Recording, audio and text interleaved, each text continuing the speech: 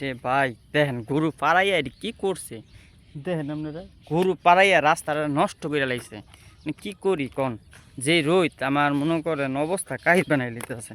দেখেন আপনারা এই দেখেন কি রোদ দেখছেন। আর যেই রাস্তার অবস্থা এটি কি করছে গরু পাড়াইয়া দেখি মানছে হাঁটতে পারবেন না। হাঁটতে হাঁটতে অনেক তো মনে করেন আস্তে আল্লাহর রহমতে আস্তে আস্তে আস্তে আস্তে হাঁটলে রাস্তা ঠিক হয়ে যাবো গা।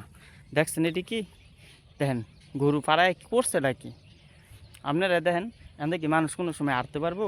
পিচ্ছে বলে ডাইলে মনে করেন ক্ষেতের বাতর লাভ থেকে ফিরে যাইব না। হ্যাঁ আপনার এই কোন দেখেন অবস্থা কি, মানে একটা মানুষ ঠিক মতন হাঁটবো এই জায়গা দিয়া এটাও হাঁটতে পারতো না গরুর চলায়। মানে গরু কি করব এই যাবার একটা জিনিস কি এই যে দেন ক্ষেতের বাতরে এই যে কোনার ভিতরে দেখছেন জায়গাটা কি, এই জায়গাটায় লাউ চারা লাগাইব। আর এই যে কচু তো লাগাইছে দেখেন না আপনারা, এই যে দেখছেন কচু লাগাইছে কত মানুষ। এই যে আস্তে আস্তে পানি গেছে কেনা, অনেক পানি গেছে গা, অনেক মনে হয় সবাই খেতে ইচ্ছা মতন যা আছে সবাই খালি কচু লাগাইব, বেশি করে কচু লাগাইব।